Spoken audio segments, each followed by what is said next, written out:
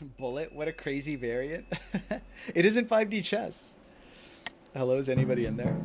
All right, okay. We're playing AquaBaby. This is standard T0 medium timer, nothing too crazy. Let's go. GLHF. GLHF to AquaBaby. All right. All right, all right, all right. Whoa. Knight F3, D3. What does it mean? But why?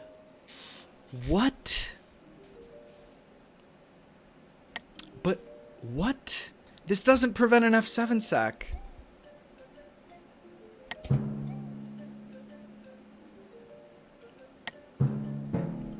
That does prevent an F7 sack. But he didn't close the triagonal. I feel like I'm taking crazy pills.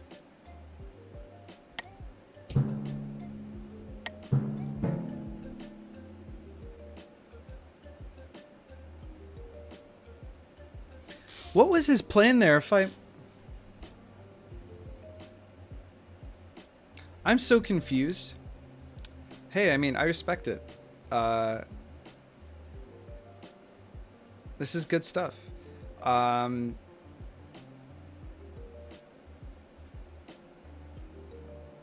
Is it possible for... Let me think. Maybe we do one of these, yeah? Is this crazy? Am I a little too crazy here?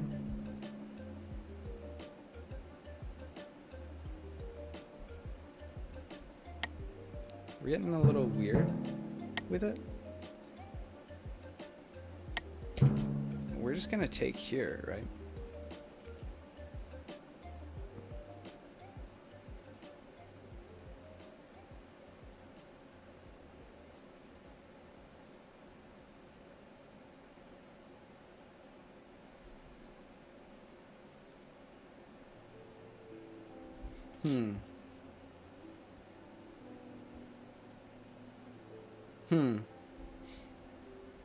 It's kind of a legit opening. Lol, everyone disrespects Cement with these openings. Something like that. Last time I saw AquaBaby, he played a really weird opening. He probably plays random moves like me since I don't even play chess. I feel that in Ilaria. Wow.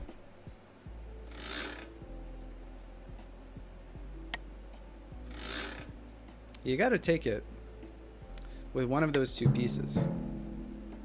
So he does take. The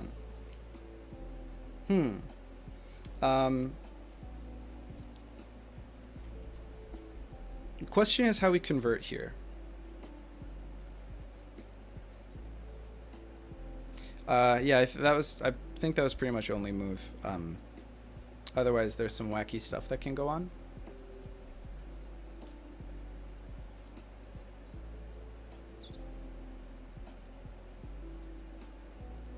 Listen, we don't want a tunnel vision, but simultaneously,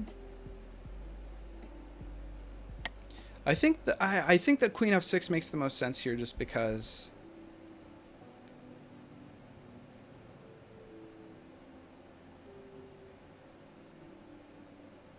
I mean, looking down this diagonal with the queen is really nice. Let's just lock in Queen F6 here. I think there's no like clear way that we smash through this position and win. But I certainly think that the structure behooves us. We've damaged our opponent's structure and prevented him from doing any F7 shenanigans. I think. Nothing too crazy anyway.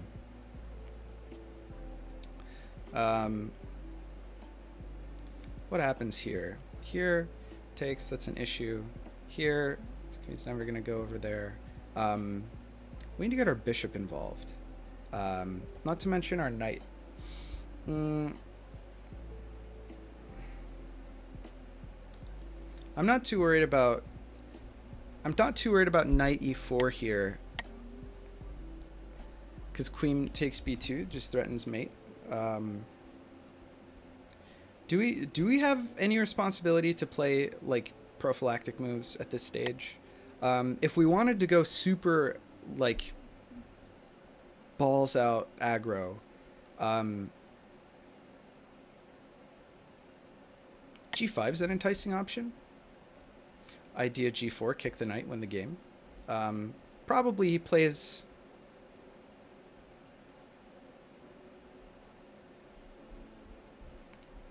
No, I mean, I'm trying to calculate some, like, immediately winning move. Like some line that's really forcing, that just gets us there, but I don't think it's necessary to rush. I think that we play it out, you know... I think that we just play it out sensibly. I don't think that we have to go for anything too crazy. I really want to play G5, so I don't know. Who's the opponent? AquaBaby. AquaBaby is the opponent.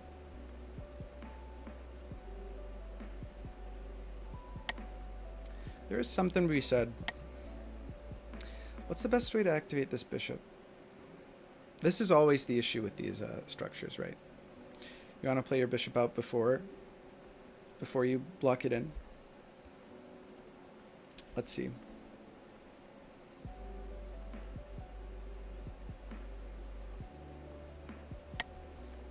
This does prepare a Frappuccino.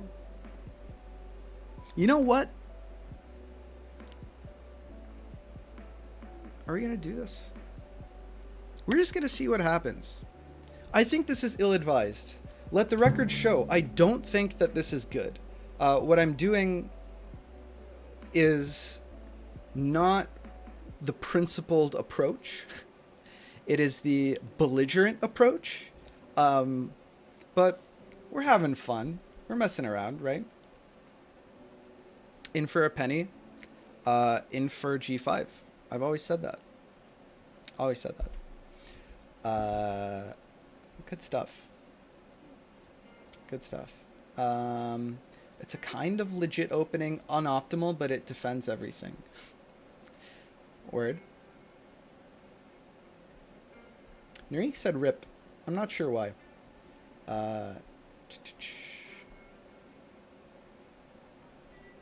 You and Narik, what's the status? Void asked. Can't find the original message that's being responded to. Oh, what's the status on turn 1.5? I see. Narik says Swiss ends on Monday. Top 4 move to semifinals. That's exciting. Why are we waiting till Monday? 70% of participants don't even play. Yeah, as far as the 1.5 tourney, I mean, part of it's been that I'm so busy, but there also hasn't been... I just don't get reminded. Like, none of my opponents have been like, hey, let's play the game, you know, and neither of the TOs. So I think I just haven't played, like, any of my games. I think I played, like, one game. In round robin, it's not a problem, but when it's Swiss, yeah, I think that that's pretty necessary. The only issue is that now something like this can happen. And that's a problem, yeah. Where does this knight go? Here? That works for me. That works for me, unless I'm taking crazy pills.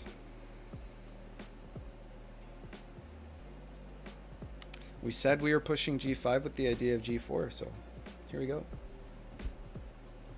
Would seem improper to end early. I said each round would be a week, and they have been. AquaBaby is back. Did he left? Did he left? You know what I mean. I'm not going to repeat myself. Gumby versus Samet, and Gumby could make finals. Oh, that's who I'm playing? Oh, that's cool. Again, I haven't played... It's been like 6 rounds, and I've only played one person, I think. Samet clearly watching too many GMs play G4. Tutor's here. Hey, Tutor. How's it going, man? It's great to see you around. How have your exams been? I know you've been super busy with them. To regular standards, not to your standards. Only if he wins and you swindle in tiebreaks placement, which isn't even written about anywhere. Median Buchholz score, which in the rule document. Okay. We're talking nitty gritty about some tournaments here in the chat.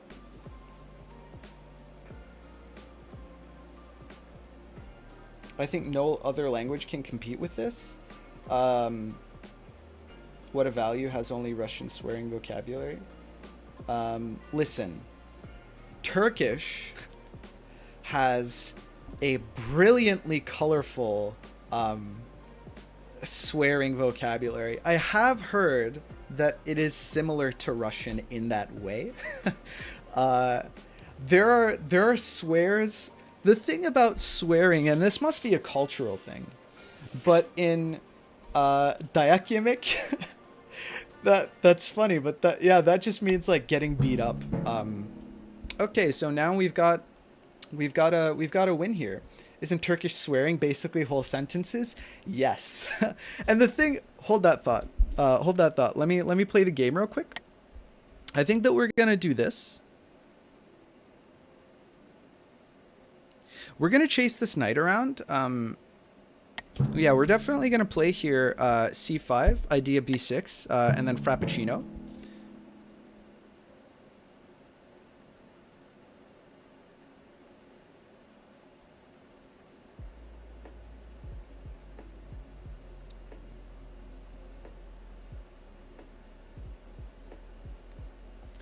Where's this knight going and why?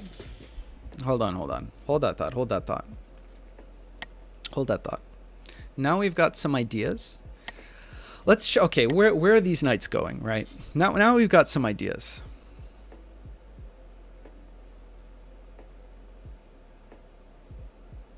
Hold on. Everyone calm down.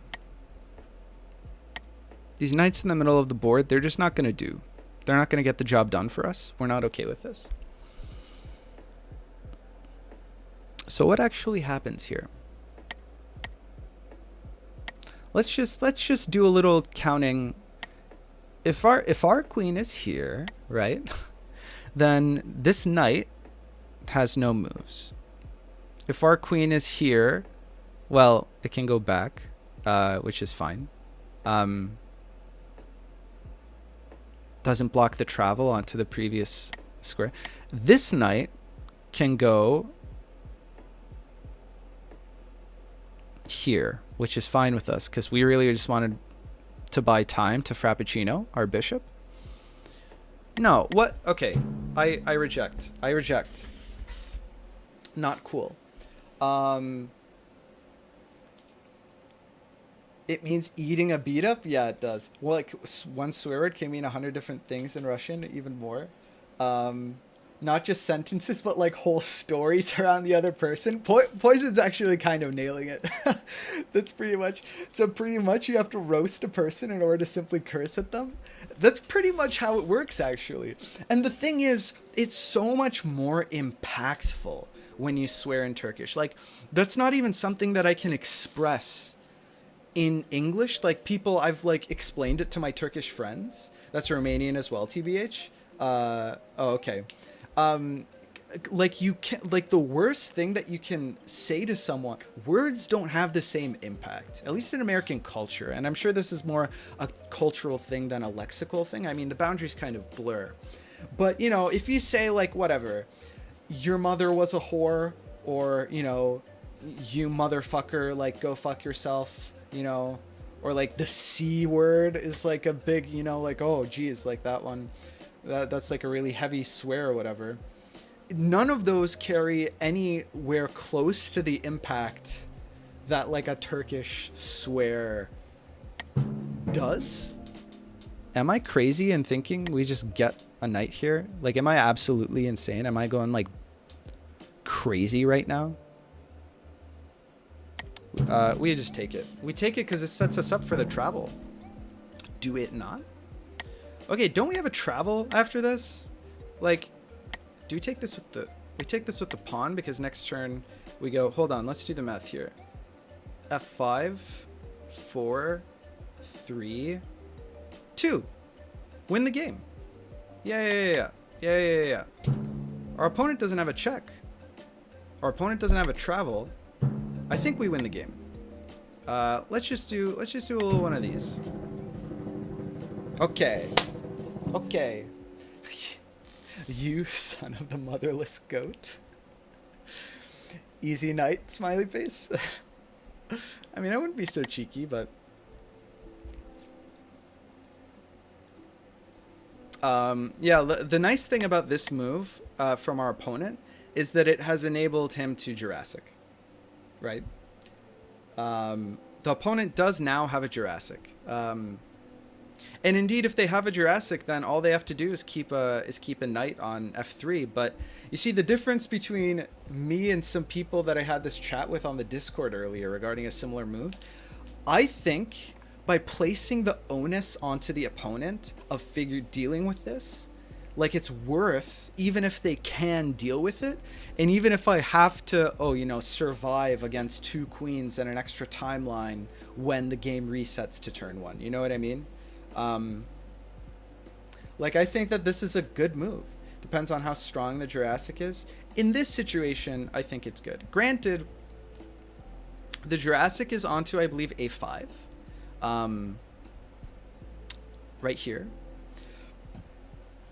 And the thing is that not very much studying, at least I personally haven't put in very much time to consider how each color deals with a Jurassic, with a timeline. When we Voltron against Lexi, we literally made a quiet time travel. I went with that. You're right. We did. I gotta go back and watch that, actually. Maybe I'll do a review of that game for like the 1-year anniversary of when that happened, Tutor, on stream. Because I don't know if we actually played well.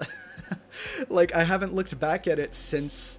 I mean, not that anyone really is that much better at the game, but I think that people even now would probably wreck people back then, just because there are sort of patterns that we're like more aware of. Where's the Jurassic happening, baby? Where are you taking us? AquaBaby, that is. Oh. How many turns? I have a check on the board, so that doesn't bode very well for my opponent. I can also take this knight. This doesn't seem fantastic, but maybe a second travel is in order. I now have 1, 2, 3 moves. Why didn't he just go back further? I feel like it's better if he goes back further. No. Am I crazy about in saying that? I think here we probably... Okay. This is something that you don't want to mess up. This is something you don't want to mess up. Actually, hilariously, we could just take here.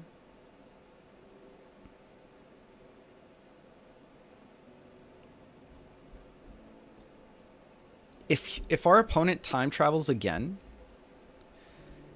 like if we do this and our opponent time travels again, then we can time travel, take this rook on like probably this board, and then we would have double mate. Because... Oh no, we'd have to get rid of this. No, because it would be from down here to up there. And it would be like a... It would be like a diagonal mate from like A1 here, B1, C1, D1, E1, and it would hit the king up here if we made that timeline capture down here. But I think it's safer to just play regularly. So it's hard to tell. It's hard to tell. You know, what do we want? What are his ideas? How does he actually get? No, I think that we just play. I think that we just play B6 here. I mean, I think that that's going to be fine for us. What I don't want to do is leave this open, you know, and provide our opponent the opportunity to check us. I think that he probably has to close this. I'm seriously considering queen takes b2, preparing a win if our opponent travels again. It's hard to say. Yeah, you need to be able to defend double queen attack, which can depend on the square a lot. Yeah, that's true. It's a fascinating theme. Like, if dealing with it is mating you first, then it's not that great. That's an interesting move, because next turn we can still deliver a check. Our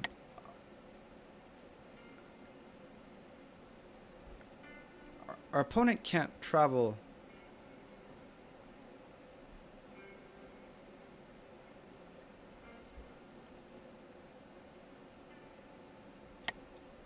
we just do this, and then see what our opponent's going for, because he can't travel 2 turns into the past, and he needs to prevent this from happening.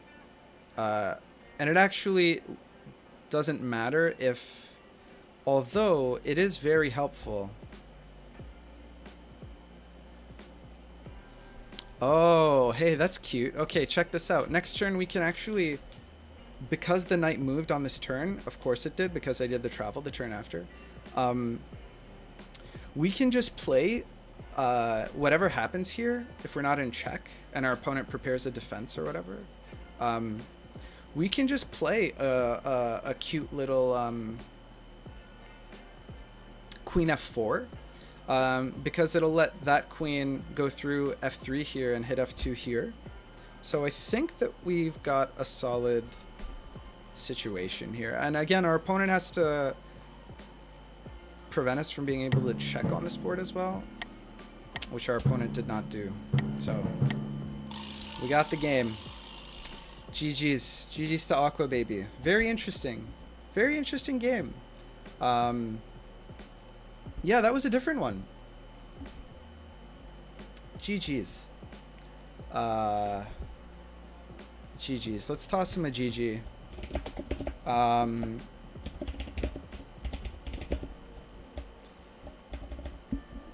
GG. Cool and weird opening.